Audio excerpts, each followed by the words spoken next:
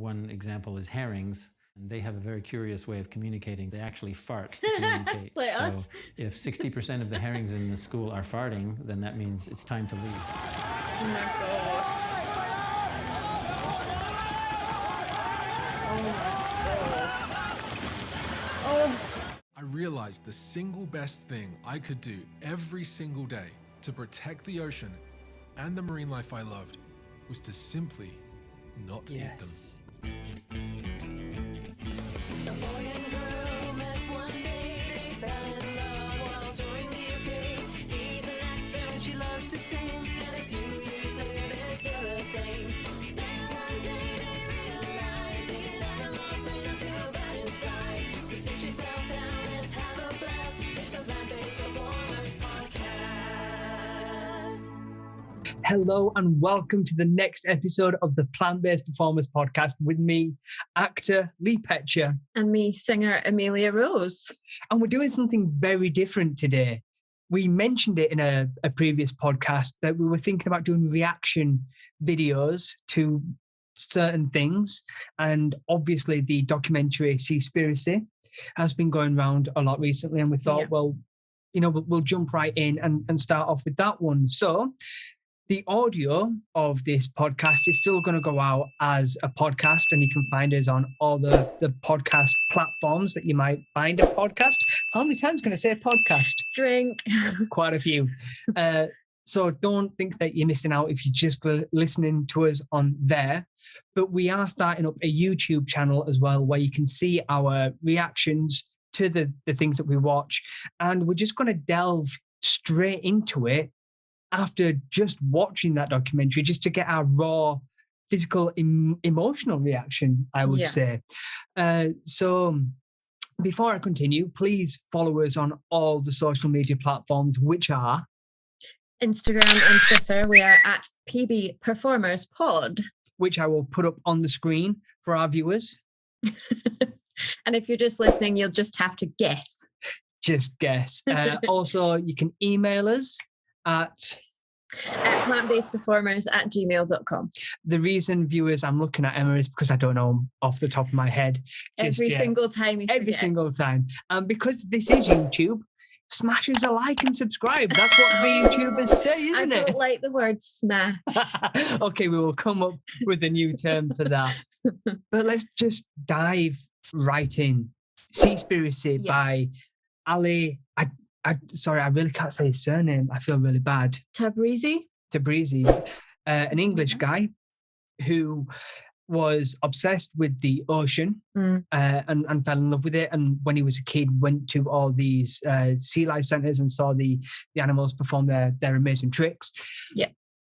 And when he got older, became a documentarian. And he decided to make a documentary. He started out just making a documentary about the ocean. Yeah, and it spiraled into this, honestly, an hour and a half of just sheer what? It twists, turns, and what the fucks. What? So yeah, before we just dive right in, Ali, we would love to have you on the podcast, my man. You're in the industry, you're a filmmaker, you're a documentarian, so that qualifies. And from what I can gather from the end of the documentary, you've gone vegan, so spoilers. But there we go. Initial reactions, Emma, what did you think? What did I think? I feel utter despair.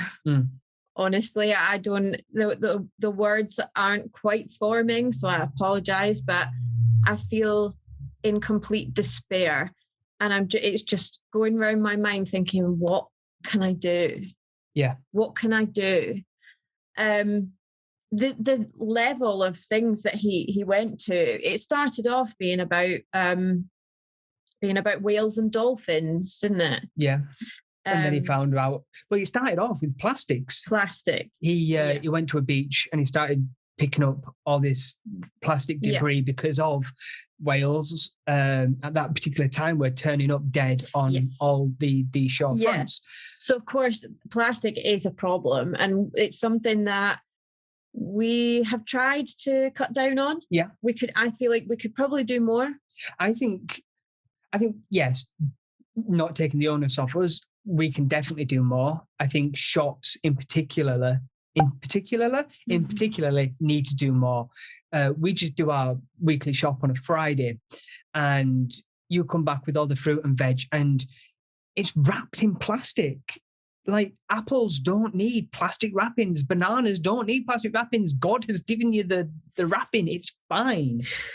So yeah, plastics is a major issue. Although what was interesting in the documentary is that there was this big push, and I remember this big push because I was working at the cinema at the time, of getting rid of plastic straws. Yeah. And people complained about about the paper straws that came in because they'd go soggy and things like that. But, it was this big push because that's going to save the oceans. Yeah.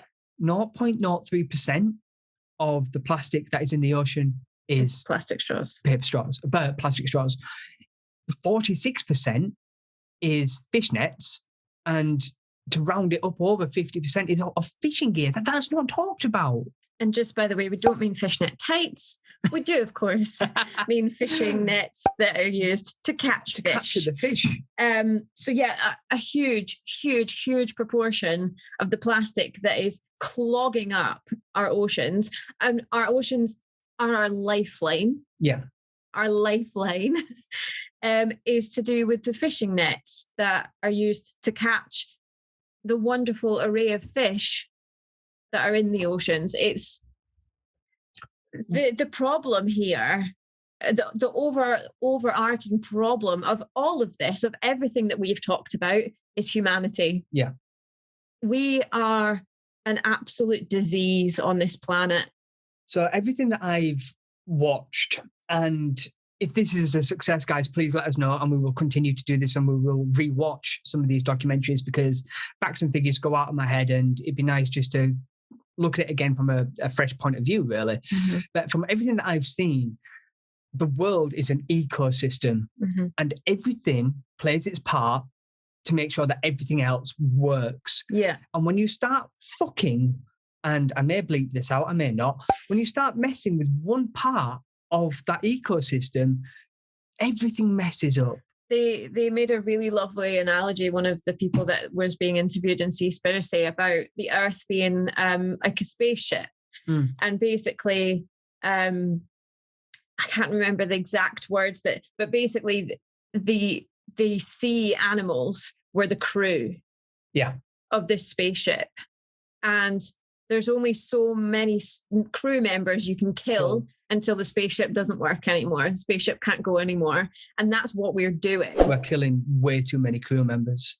Far too many crew members. There's 2.7 trillion fish killed a year, which is 5 million, is it an hour?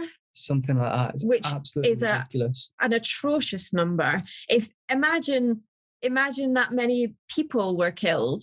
And Ali does such a really good point of comparing the fishing industry to events that have happened in real life. Like there was an oil spill, and how people were up in arms of all this wildlife and the fish just turning up on the shore dead, when really that was the best thing that could happen, because the fish started to repopulate because fishermen couldn't come in and carry on doing what they were doing. Yeah. To get all the facts and figures, guys, you've got to watch the documentary. There's too many to mention on this podcast. Yeah. But what really surprised and shocked me was the fact that there are loads of species of fish, which is down to 99% of being extinct. Like 1% of it's still left in the ocean. Yeah. And as you said, the ocean is everything. We as human beings are made up of 80% water. Our Earth is 80% water. And if we're killing that ocean, we're killing ourselves. We genuinely are killing ourselves.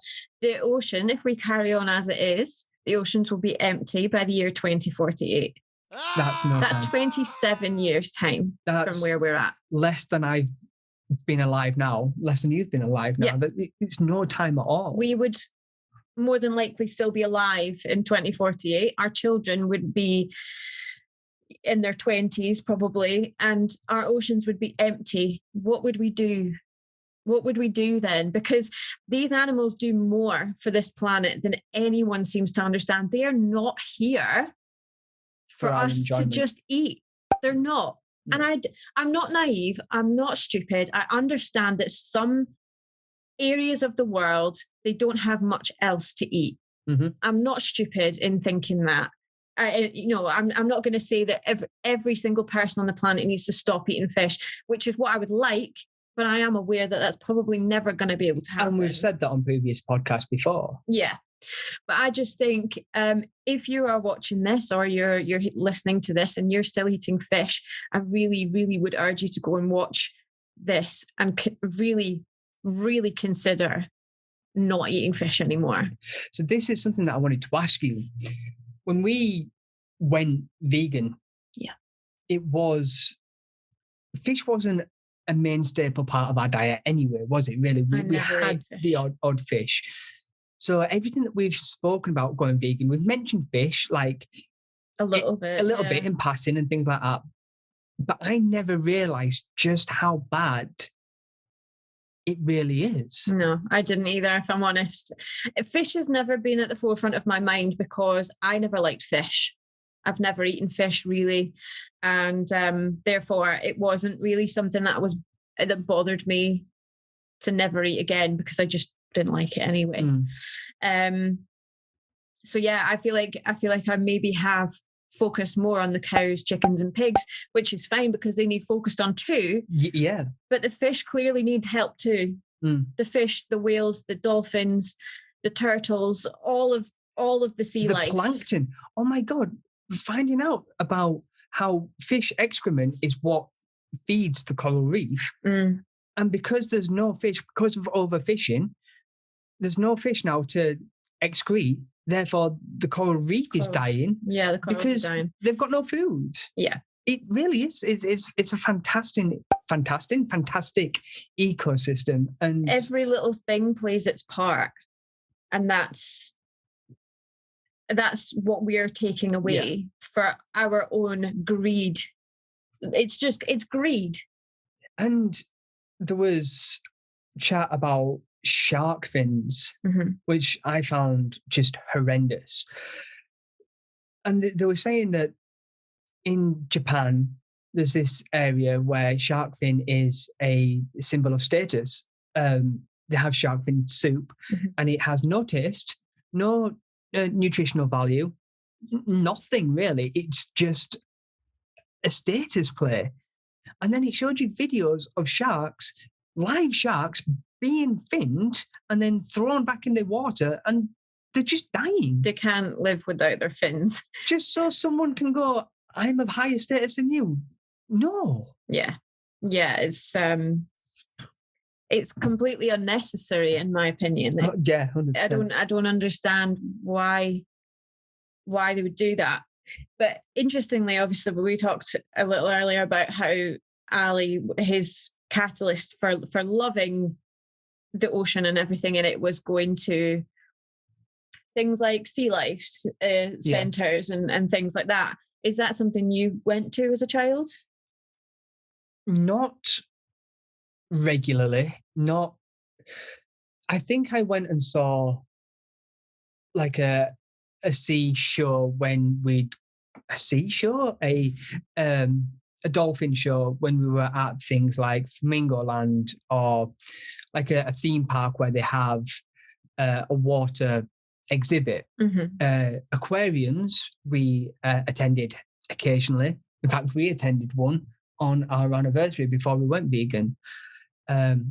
So these were things that I would attend, but it wasn't a massive part of my life again. Do you know what I mean? But I'd see him on TV, and I used to think, wow, those trainers have the best job. They get to play with dolphins and whales. I felt the same. How wrong we were. I've been to a few, and I went to one as a grown adult when I lived in Spain. So that would have been 2014. I went to one and I bought tickets and I went and watched the dolphins do their show. And I thought, wow, I wish I could do that job. That dolphin trainer, that looks absolutely incredible. How naive. How do they get there?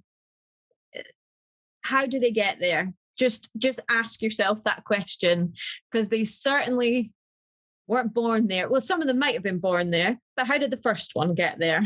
For every one dolphin that is captured and taken to a sea life sanctuary, or not a sea life sanctuary, but a place of entertainment, 12 other dolphins die. And there's no need. We don't eat them.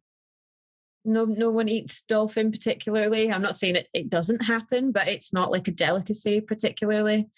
So why are they killing them? What are they doing with them? Overfishing. They were blaming the dolphins for overfishing tuna. So just getting this straight in my own mind, we as humans are killing the dolphins so that they don't eat the fish that they're supposed to eat, so that we can eat the fish that we're not supposed to eat. Lovely. But getting it right in your own mind, the dolphins aren't even eating that amount of fish.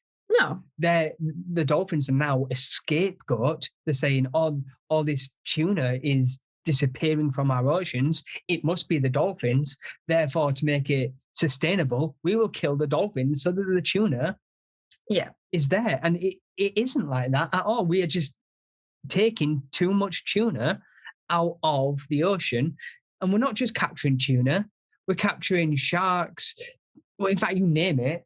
Everything. It's all coming up in those nets. Birds and everything, seabirds and all that. It's disgusting. And you mentioned the word sustainable there. This documentary has a big section about sustainable fishing and what that is and what that means. Spoiler alert, it's a pile of bleep. Shit. And it doesn't exist. Sustainable fishing doesn't exist. And unfortunately, you're being lied to by the tins of tuna and everything that you're buying, because nothing is sustainable and they're not dolphin safe. Oh, nothing's guaranteed to be dolphin safe. Even the company itself said we can't guarantee it's dolphin safe, but buy it from us because we can guarantee it's dolphin safe. It's like, but it's not. Basically, so much is being harmed for you to get your fish that you don't need. You don't need it. What I liked about this documentary is that Ali did a really good job. And he did it by accident, I like to think, to start off with, of uncovering a problem and then digging into that one to find another problem. So it was like this little Russian doll of things. And the more he peeled back the layers, the more another problem came up. And the root of everything is money. Yeah. The root of all evil is money. And there it is. But he peeled away these layers and it's like, it had me going, yeah, but surely that's the worst thing now. Yeah, exactly. Wait, that? And then it just got even crazier because it then went on to talk about people in, is it Thailand? Yeah. Who are slaves. Slavery. On fishing ships. Still going about today. And if you try to investigate it, they kill you. It's ridiculous. They literally they kill you. He was very lucky to get out of there just in time before the police came, because he was interviewing some slaves who had managed to get away. And these ships, if you don't care about the fish, that's fine. That's on you. That's up to you. But surely you care about human beings. And these human beings are being killed. They're being exploited. They're being used as slaves to fish. Is that necessary? Is it worth it?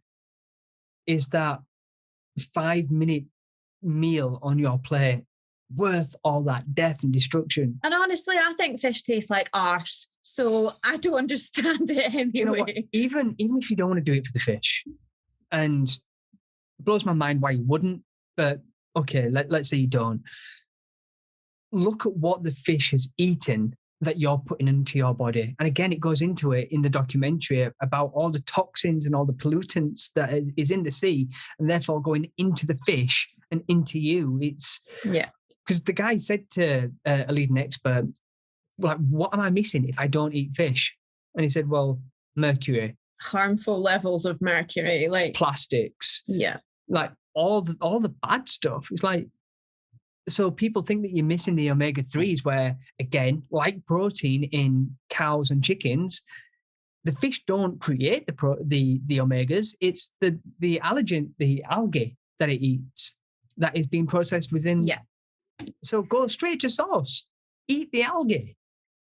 There are plenty of algae oils out there with every single bit of omega-3 that you need in it. You do not need to be you don't need to be eating the fish for it, and you don't need to be taking the fish capsules for it. There are vegan ones that are made from algae oil, and you're getting it straight from the source rather than it going through an animal who's then killed brutally and it's squeezed out of the animal. You don't need that. No, you don't. You go to the algae, take it out of the algae, everyone's happy. As you can tell, this documentary really has affected us. Hopefully that's coming through in the way that we're saying stuff. I mean, we're stumbling over words, we're passionate. It shocked me more than I expected it to. Yeah, I am genuinely shook. I knew that this documentary had affected a lot of people, and I kind of went in naively thinking, well, I kind of know everything that's going to be said. Boy, was I wrong. Yeah. And I personally don't think you can ever get used to seeing mass slaughter. No. No matter how many documentaries you watch, I don't think you can ever not feel completely hurt by that. There was one particular scene where he's in Iceland, and it's an old Icelandic ritual, and it's something that they've been doing for a long time, and unfortunately it might be something they do for a long time to come. But they go out on these boats and they basically herd a group of whales, a specific type of whale that I can't remember the name of, unfortunately, right now, but they herd this type of whale back to shore. Everyone waits on the shore. They see them coming in, they run into the sea, they grab them, and they absolutely massacre them. And it took a close-up, because he was there when this happened. Obviously, he didn't participate in the killing. He took a close-up of one of their eyes as it was being killed. And I feel like that's something that's going to live with me for the rest of my life. Like, it was absolutely horrendous. Yeah. The blood all in the water, the screams, they make noise. These animals, they make noise. And for the fact that people still believe that old myth that fish and whales and all of that, they don't feel pain. Are you joking? They've got a nervous system. Who said that, firstly? Who first said that? And why did they believe that? And why doesn't now everyone believe that? And don't forget, we come from fish. Our earliest ancestors were fish that grew legs and crawled out of the water. That's where life began. So obviously they learned how to avoid pain, death, and destruction, because if they didn't, they wouldn't have evolved. So yes, they had a nervous system. Yes, they can feel pain. Yes, they can be scared and frightened. Oh, it's just shocking. Completely shocking. As soon as we finished, I took a breath. I was kind of shaky, actually. And I picked up my phone and we both did, yeah. Yeah, picked up our phones and I sent a voice note to my parents, who are not vegan in any way. And we don't judge them. We don't. No, it's their life. But I've never asked them for anything in terms of veganism. I asked them obviously to respect that we are vegan, but I've never asked them to not eat anything or drink anything or whatever.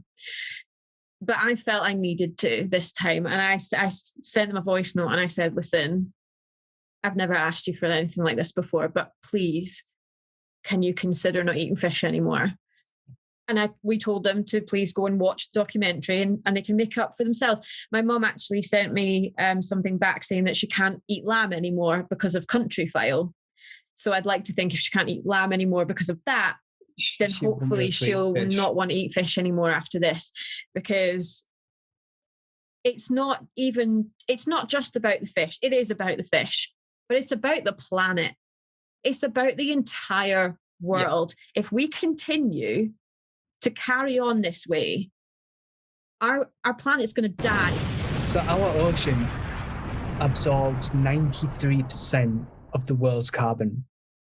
And we worry about the Amazon being torn down because of how much that absorbs carbon and releases oxygen. Our ocean absorbs 93% of the carbon that's in the air that is poisonous to us. And if we kill our ocean, it's only a matter of time before we die. It's not even just, it's actually a matter of life and death. And if you want a future for your children, your ancestors, we need to stop this. So please, if you are watching this and you still eat fish, please, please, please do me a favor and watch this. Even if you don't eat fish, watch this documentary. I think it's a must-see for everyone. And pass on the message to other people who still eat fish. And let's just do something together. I feel very pumped up right now in the fact that I want to do something to help. I don't know what that is in this moment because I've got a lot going around my head. But I actually feel like us and this lovely community that we have of plant-based people, I feel like we could do something to help. So I took a note of a quote from one of the guests on the podcast, on the documentary. The podcast, I wish it was on the podcast. Podcast obsessed. And it's Dr. Sylvia Earle. And she's said something that we say quite often, but she said it more elegantly, and I'm going to use this from now on. No one can do everything, but everyone can do something. And sometimes big ideas make a big difference. That's it. I mean, what's more to be said than that, really? Do you know what I mean? Let's just quickly talk. There was two things about the documentary that I wanted to have a quick chat with you about. One, you mentioned about the whaling in Iceland. And it cut then to an interview with one of these whalers. And he said something which I don't agree with his methods, but I understand what he was saying. He said, I kill one whale. And other people might kill 200 chicken. I get the numbers wrong, but 200 chicken for the same amount of meat as that one whale. So I'm justified in the fact that I'm taking just one life when you're taking 200. How did that affect you? Like, what were your thoughts on that? Whilst I agree with what he's saying, that what he then went on to say was that each life is equal, basically. That's how I feel. Each life is equal. I would just prefer none of them were killed. Yeah, no, obviously. But could you get behind these sentiments of going, okay, I'm only killing one life to feed my family? And let's say that he lives in one of these populations where fruit and veg aren't that readily available for him. So let's just say that the whale is his staple of the main staple of his diet. Could you get behind the fact that he kills one whale instead of 200 chicken? It's a very, very difficult question to answer because no. But if you put it like that, where he has no other option, then yeah, obviously one life is better than 200. But no, not really. What were your thoughts on it? Again, I totally agree with you. I don't think that any life should be taken just wherever possible. But I can see his hypocrisy in people, that these people who are slaughtering thousands of chickens and thousands of cows will then turn around to him and go, you're a bad man for killing that one whale. Yeah. I get that. He's no different to those people. Yeah. He's not. But no, I just really don't understand why we have to be killing beings to eat, because we physically don't have to.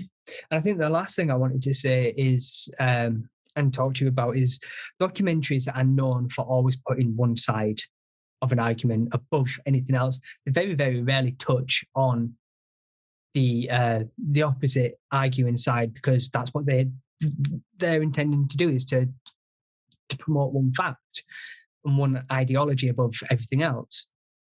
What did you think to Ali's argument in Seaspiracy?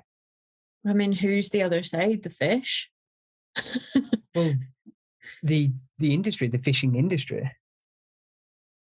I think he tried to speak to a lot of different people and tried to get their side, and no one would talk to him. And that tells me that there's something to hide. That's exactly my sentiments. Exactly. There are people there when you do watch documentaries. It's like, from the top of my head, Game Changers is one. It's all about how being vegan is good for you and everything else, and it very, very rarely touches on the other side of that. So it is very, very pro-vegan. Whereas this one, he tried to get he asked for multiple interviews with different companies, and even the ones that he had thought were the good guys. I'll put that in inverted commas for the people that can't see us. Even they wouldn't speak to him about the things he was asking. He was asking very politely. He wasn't pushy. He wasn't shouty. He was asking very politely. And they were like, no, turn the cameras off. We're not talking about this. So there's something there to hide. They know they're doing something wrong. Yeah. Even that interview where he turned the camera off but kept the audio going as well, that was eye-opening. And that was someone he said was like one of his favorite companies. Yeah. And then it turned out they were owned by another company who are the ones that are telling you that it's dolphin safe tuna, but they're killing dolphins. So there you go. Seaspiracy. We recommend everybody watch it. How many fish out of 5 would you give it? I'd give it all the fish in the world. All the fish. And there isn't that many left, apparently. So let's put them back in the sea. Guys, if you like this style of podcast, it isn't going to be an every week kind of occurrence, because we do want to get guests on. That was the main reason why we set up the Plant-Based Performance Podcast, so we can learn. But we don't mind branching out into different avenues and ventures as well. So if you have liked this style, please let us know on our social medias, on our email. Again, smash that like button, or we'll think of a different one for that. Let's change it to, I don't know, like broccoli it or something. Broccoli that? No, we'll come up with one. We will come up with a better vegan sausage it. Hit that like button, subscribe, and we'll do more of these in the future. Drop us in the comments other documentaries that you want us to watch and review. Let us know what you thought about Seaspiracy if you've watched it. Let us know what you thought, because that would be really interesting to have a conversation with you about it. Yeah, but no, this has been a fun, different experience. Not fun for the fish. Never fun for the fish. It's always good to learn, and it's another. It's just another reason for me to continue being plant-based forever. Exactly. We will be back with another guest. It's Kaylee. Kaylee, our next guest. So stick around, listen to that one. And as always, I have been Lee Petcher. I've been Amelia Rose. We do have Oreo. We will bring him on camera at one point so you can meet Oreo. If we can get him to sit still for long enough. This has been my black eye. For those who can't see me, I did drop a dumbbell on my head. We told them the last time. I know, but I like to bring it up. I want people to feel sorry for me. And we have been putting veganism back in the spotlight. Bye. See ya. Thanks for joining. We had a blast on the Plant-Based Performance Podcast.